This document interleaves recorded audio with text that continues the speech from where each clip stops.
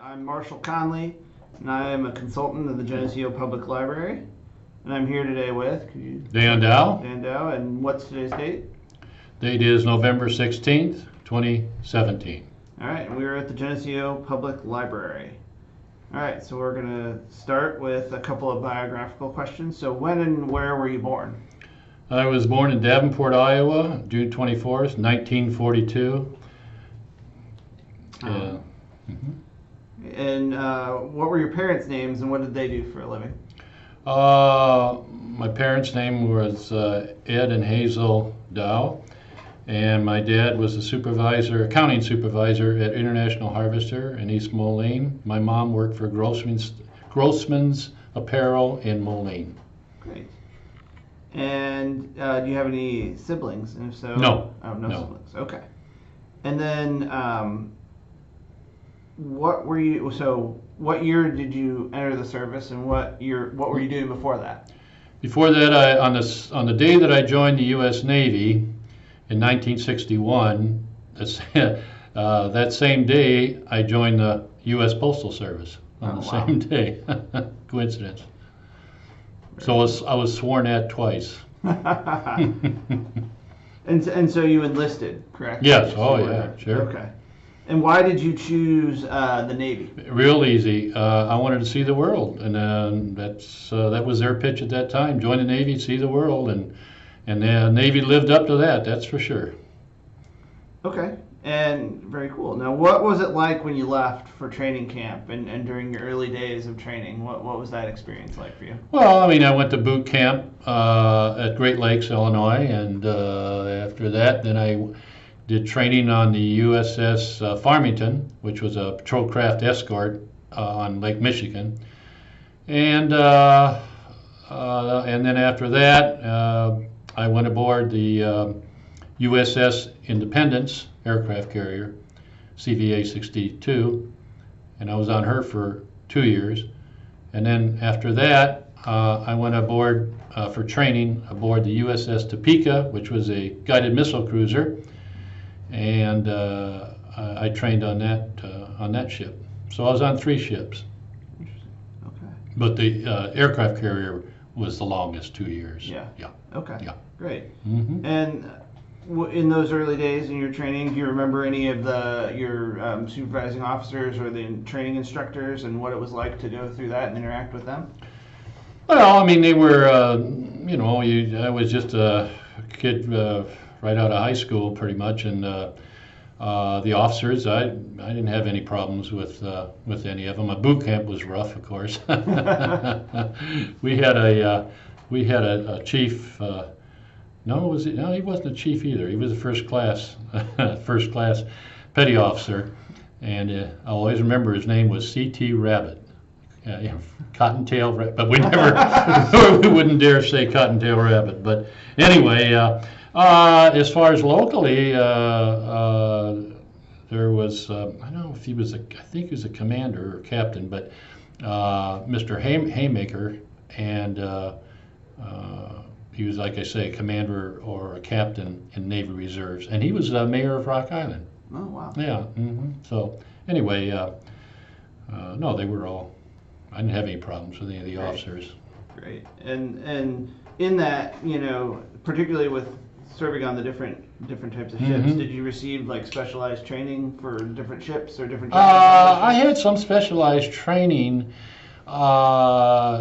Not really so much on the USS Farmington. I mean, that was what they call a kiddie cruise back then. and well, that was to show you seamanship and a lot of different things. If you're on a ship, you have to know, some other jobs, not all the jobs, but.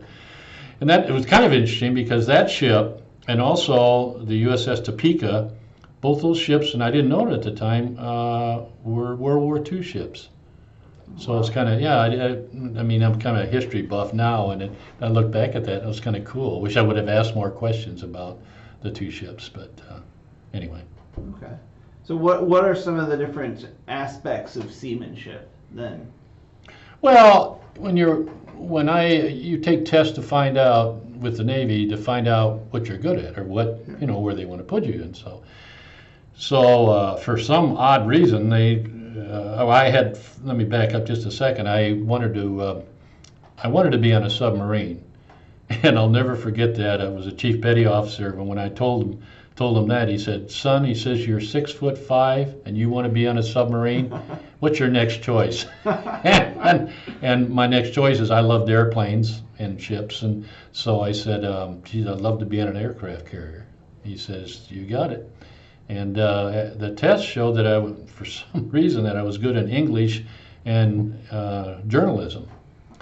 And so they gave me this is interesting, they gave me a book on journalism, the Navy, and the newspaper part of that was the Moline Daily Dispatch. Huh. If that isn't that something? I mean, here you are, miles and miles in Washington, D.C., waiting to get flown, out to Italy, and going through that book, and then to see that the newspaper part of it, there's a lot to being a journalist. Sure.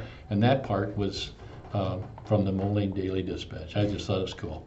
Right. Anyway, so. All right. And then I did, if you're speaking of training, and then I went for a couple weeks, I believe it was 2 weeks, firefighting school. Because if you're on a ship, and not everybody went to that firefighting school. It was in, I believe, Norfolk or Portsmouth. And, they're right next to each other there. But that was very interesting. Scary, kind of, to be honest with you, a little bit. But anyway. Okay. So, So what was learning to live on a ship? What was the day-to-day like? What was your schedule? Well, how was the food? Well, the food was basically good. One thing I always remember is we had a lot of liver. The Navy must have got a special. They had to have a special deal on liver because it seemed like it's so much. And to this day, I hate liver. But no, we'd have reveille at 6 o'clock, and taps went at 10 o'clock at night, and you had regular things to do. Me, I can't speak for, there was 4,500 sailors and airmen and officers on that ship, so you stuck pretty much to what you were assigned to do, and that was to write newspaper articles and TV and radio. And we did that for our ship, and so, yeah, and that was, it was quite interesting, really. I enjoyed it. Wow. So, yeah, and also like when we would get supplies from a supply ship, when we're at sea, you would also get on details where you would have to load stores way below decks, and boy, that was a tough job. So, I mean, there were different things that you would be put on that you would have to work on beside your regular job. Okay. Yeah. Great. And then, what kind of time off did you have, and what kind of things did you we like had what they call liberty. In other words, you every so when we pulled into port, we'd have that liberty where half the crew would go on liberty and go on shore and visit and do all kinds of things, have a beer or two or three or four or five. But anyway, and then you could go on leave, and so that was real nice. We hit a lot of countries. We made 2 Mediterranean cruises. Those cruises were 5 or 6 months, and it was fascinating, really. Yeah, I mean, you go to Italy, France, Germany, and there were so many different countries. Wow. Yeah, and Beirut, Lebanon. We have American University is located in Beirut. When we were in Beirut, it was interesting because Nikita Khrushchev, I imagine you've heard of him, a long time ago. His son was on that submarine that pulled in. Okay. Yeah, but we were told there were a lot of areas in Beirut that we could not go to. Okay. There was a lot of them. We had to be real careful there. And there were a few others. Marseille, France was another one that was, they had a good contingency of communists there. And so we had, it was the Cold War era and all that good stuff. Okay. All right. So transitioning now, thinking about Mhm. after training. Mhm. So you were. This was the early mid '60s. Yeah, we participated. I don't know if you're going to ask that question, but we did participate in the Cuban Missile Yeah. Crisis, and that was, that was really interesting. Yeah, it was. Talk a Yeah. little bit about that. Well, it was just, we didn't know. We thought we were going to war, and of course we were 19, 20 years old, and oh, big deal or something. I don't know, but we did stop some ships that carried missiles. And when they were very small ships, and then they see a gigantic 1,060 feet long gigantic aircraft carrier that weighed 60,000 tons. Yeah. It's kind of overwhelming for them. But one of the amazing sights, I always have to tell this, is during the Cuban crisis when we were sailing towards Cuba. I was impressed with. I looked out and you could just see a sea of ships. It was unbelievable. It almost seemed like D-Day. I mean, but not to that extent, because I've seen films of D-Day and that, but still a lot of ships. Boy, to see that was just amazing. Now, I think because I talked to ordnance people since then, we did have some planes that were armed with atomic bombs. So there's people that say there isn't, but there's a lot of guys that were in ordnance that know we did. Yeah. And they were guarded by, and I remember this, we weren't supposed to even, our officer, our immediate officer, Ensign Ed Benson was his name, Ensign Ed Benson, really nice, super nice man. And anyway, he said that it was passed down from the CO, the captain, that do not look at that airplane. Those airplanes that are guarded. They had ropes all the way around and Marine guards with M1 rifles because we had Marine detachment, on our ship.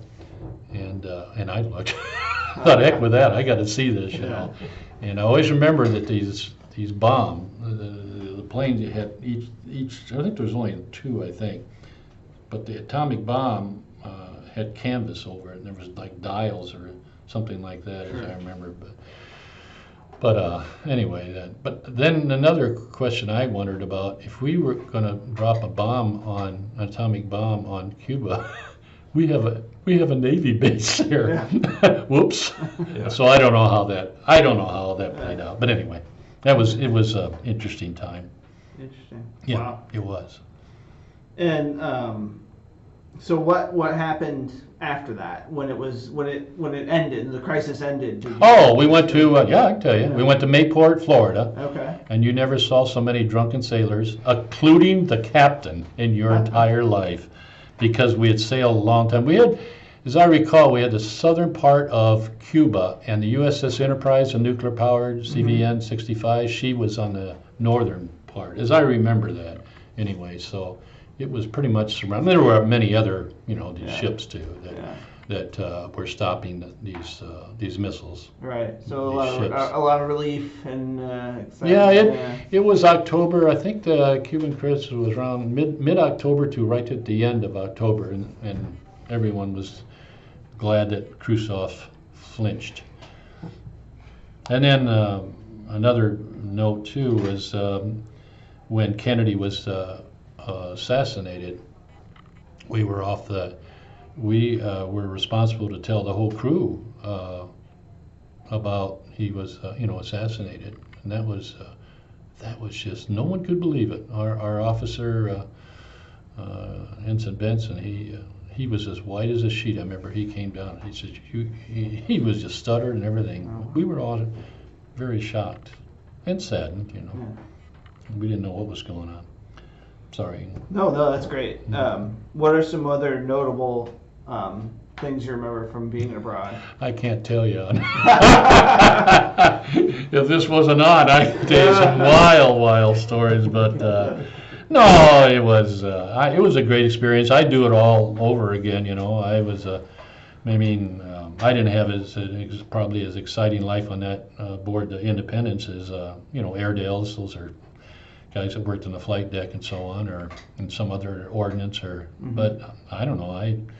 It fit me, and I would do it all over again. I would recommend, and my wife and I have 5 grandchildren, and I would hope that one of them out of the 5 would go, if go in the Navy. Okay. But that's just me. Yeah. Yeah. No. And so, did you see any combat or witness No, any none whatsoever. No, Vietnam was just starting to roll when I got out in '64. Then I went into the reserves Mhm. until '66. Mm-hmm. So then that was at the Reserve Center in Moline, Illinois. It's along the river, Mississippi River, but it's not there anymore. It's long gone. They're now at the Rock Island Arsenal. Okay. And what was, was among your fellow servicemen, what was kind of the thoughts or feelings about what was happening with Vietnam? I never saw that. I mean, when I got back, of course, I was in Vietnam, but when I got back, I can't remember, any of that stuff. I just don't. I never saw that myself. I mean, I'm sure it went on. I'm not saying that, but I don't know. I never saw it with any of the guys that came back from. Yeah. I mean, I like I say, I know it went on, but I don't know. Nobody ever said anything to me, and I never saw it. But it's sad, though. Yeah. Very sad. I mean, I know guys that had it pretty rough in Vietnam, but it's just that whole thing was a sad situation. What?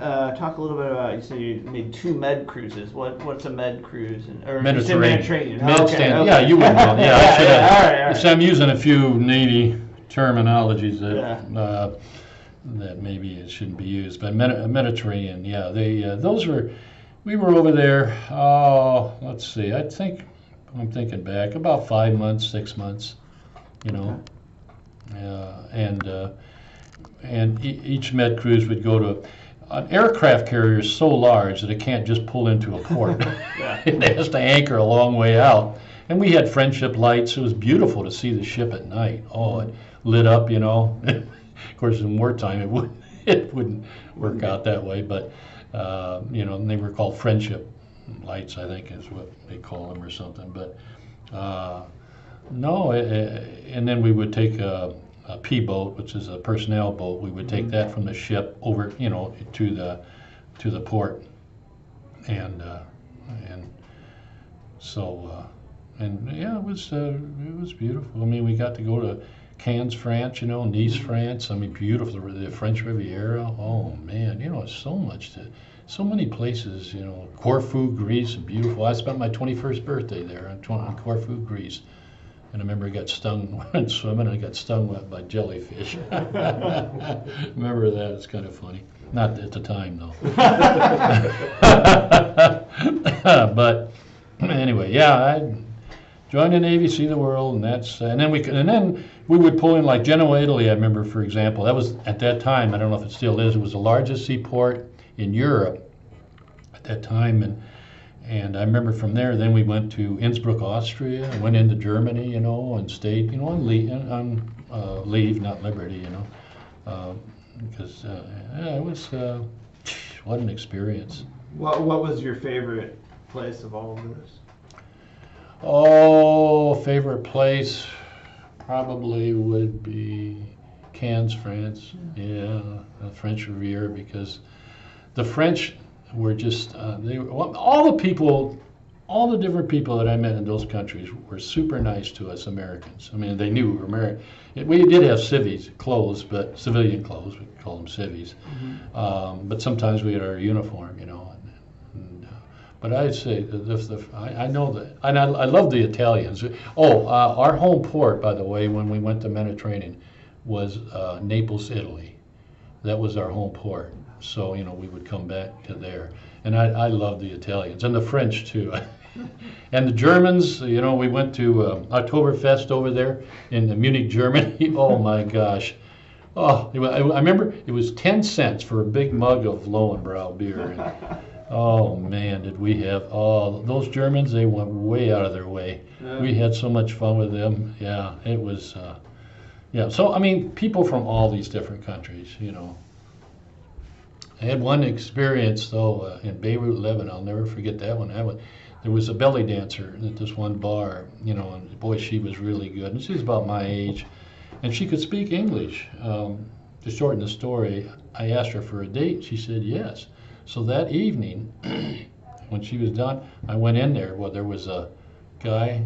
I don't know if it was her dad or what the deal was, but in his belt, you know, he told me, "You're not going with her." And he had a great big knife. He didn't draw the knife out, but he made sure I saw it. Huh. Oh. And I just thought, well, you know, Makes I'm no out. sense. I'm out of here, sir. I mean, he was one big bruiser, and I mean, I didn't. No, and I got out of there. But boy, she was a beautiful lady.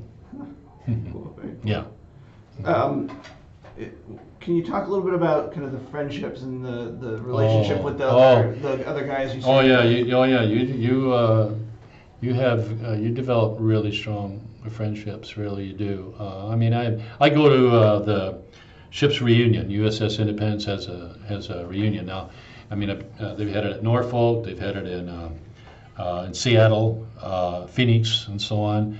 They're really neat, and there's a real comradeship about. Now, remember, it was a big ship, so there's only a few now of my buddies, and some of them passed away, and blah blah. But you really do. You develop a bond. You really do. So, yeah, Wow. yeah.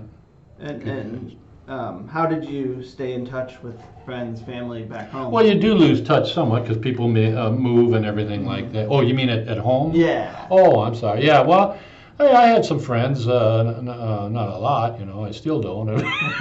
I don't understand why that is, but no, but yeah, I had friends that would write me, you know, and that, and then and my parents too, you know, and stuff. Yeah, I don't ever remember being homesick, seasick maybe, but not on that aircraft carrier, but Yeah. every, you know. Okay. But yeah, no, it wasn't. Even at Christmas, you know, I never spent Christmas at home, you know, when I was in the Navy. But I don't know, it didn't seem to bother me a whole lot. No. Sure. So. All right. And then, what was it like to transition to the reserves? Oh, it was fine. I was when I went in, I was seaman apprentice because I had a year in the reserves, and not quite a year. Reserves, and then when I was in the Navy, in the regular Navy on the Independence, I took a test and I became a third class petty officer. And then when I got out of the regular Navy, and then I went aboard the Topeka for a few weeks, USS Topeka. That made it nice because you didn't have to do some of the things that, you know, if you were just strictly a seaman. One thing that's interesting is on the USS Topeka, our office, I was a journalist on that ship, there was just two of us, and it was real close to the battery. In other words, I think it was a 5-inch gun. We went out for target practice, and the guy's name, he was a second class petty officer above me.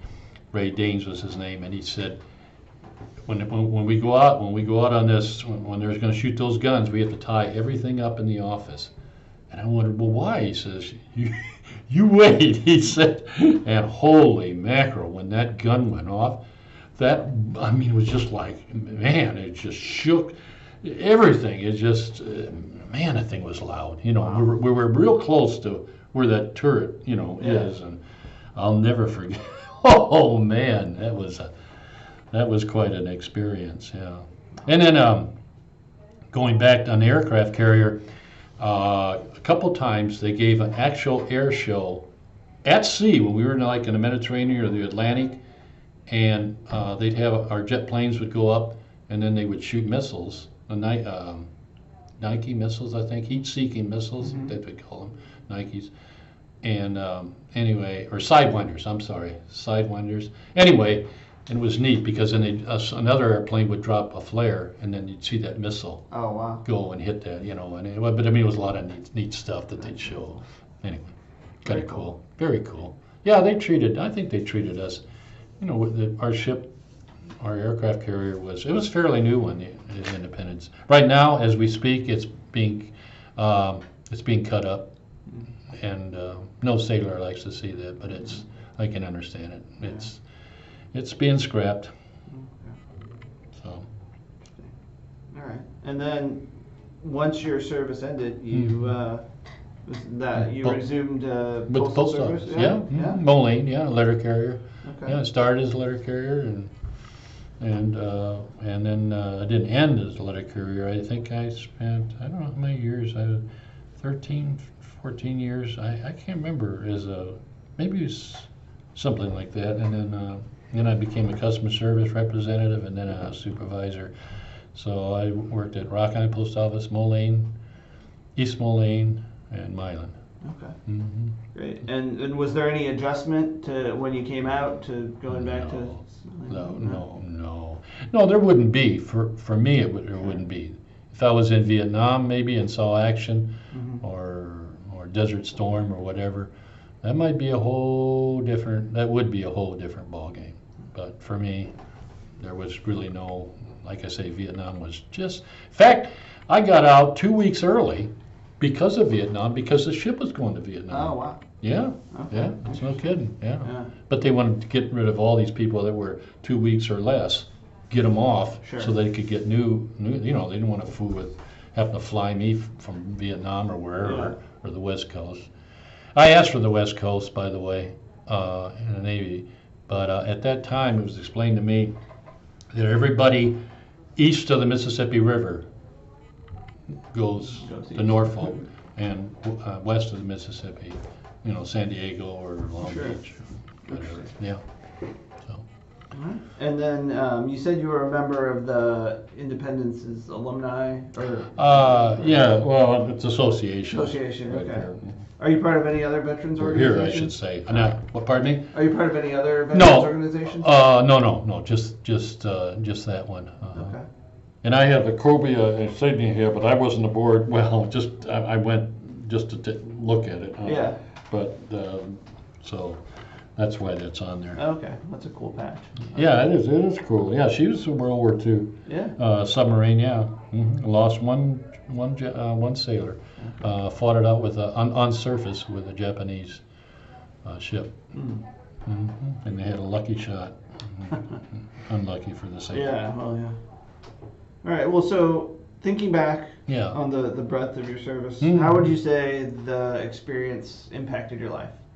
Oh, I'd say, well, a lot. I grew up. I was believe this or not, I was very quiet. I went to Allman High School, and I mean, grade school, high school. I was scared of my own shadow. I wouldn't say, and boy, I grew up quick. And whether it's Navy, Army, or whatever, you grow up. You better. I mean, there's, it's for the good. And another thing too, I might add is, and I won't go into all real detail, but being exposed to all these different people from all these different countries. When I came back and we got married, we're part of the Geneseo International Thanksgiving Program, where we host, and I'm not going to go through a big spiel on that, but to shorten the story, for about 35 years now, we've had guests from foreign countries. In fact, next Wednesday we'll be having 2 ladies from South Korea. Wow. So, and we've had guests from 26 countries. That's amazing. In our home that stay for 4 days or 3.5 days. That's amazing. Yeah. But I mean, it's a result, of that. And my wife, wanted to have guests too. She thought it'd be neat. Anyway. Very cool. Yeah, yeah. It is. Yeah, you're right. It is cool. So you mentioned, you grow up quickly. Mm-hmm. What are some of if you had to summarize a couple of lessons learned or things that the experience in the military really taught you? Well, I think try to get along with people, try to hear both sides of the story. You know, before I went into the Navy, I probably had misconception of people, from different countries. Mm-hmm. And I think that, just like I was just saying, I think that's kind of broadened my knowledge that people want the same, basically they want the same things that we Americans do. They really do. They want a roof over their head, they want freedom and so on. And I don't know. I think the Navy kind of, it made me have a better understanding of people. Great. But So part of the goal of this, as we talked about, is having veterans share in their own words and preserving that for people in the future to hear those stories. So if you had to leave a message for, some kid that's just being born now or being born in 10 years that maybe watches this video, what would that be? well, I'd say consider all the services and pick the best one, and you'll enjoy the Navy. Well, it has its, it's not all a bed of roses, no matter what service, One thing I never felt, though, I didn't want to make a career out of it because I never felt 100% of freedom. Do you know what I'm saying? Sure. But I mean, you can understand that. I can understand it, but that's why I didn't make a career out of it. But, that makes sense. But yeah, I mean, it's for a lot of people. I mean, a lot of men and women. And we did have a stowaway, by the way. Back then, you couldn't have women aboard a warship way back then. But we did have a lady, a stowaway. We kept seeing her from port to port. and there were six sailors that were involved by keeping her. They had kept her in I think they kept her in a P boat, a personnel boat or a utility boat, but I can't remember. But anyway, but they finally caught those. Or finally, you can't have six guys and anyway. And the girl came from a rich family. She was around 17, 18 years old. Yeah, and we kept seeing her. That Jesus is weird. Yeah. And I remember those six guys. They were. You don't go to the brig. One thing you do not want to do is be sent to the brig. But for some infraction. And I remember they were in a dungaree, just like a dungaree shirt, buttoned on the top, and they'd sit across from each other, all of them with different ones, and a fork in this hand and a knife in this hand, and then they'd say, "Come in, seat," and you are not to look at the next guy, and you're not to say anything.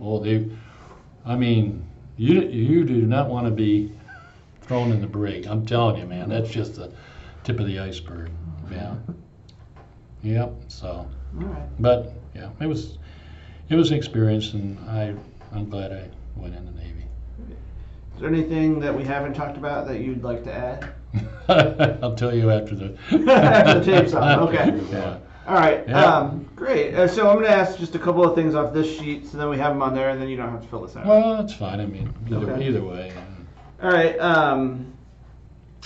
Did you have any medals or service awards? No, not really. I think there was one that they had, and I never. You had to. I don't remember. You had to sign up for it or something. But I think they had one for the Cuban thing. I think, but I don't know. Okay. No, I never got an award or anything. What was the highest rank you achieved? Third class petty officer. That would be. We'll edit that first. Yeah. That would be E4. Okay. Mm-hmm. All right. Yeah. I think we have everything. So Yeah. Well, if you go don't, ahead just and- give me a buzz. Sure. Mm-hmm. We're good to go. Mm-hmm. All right.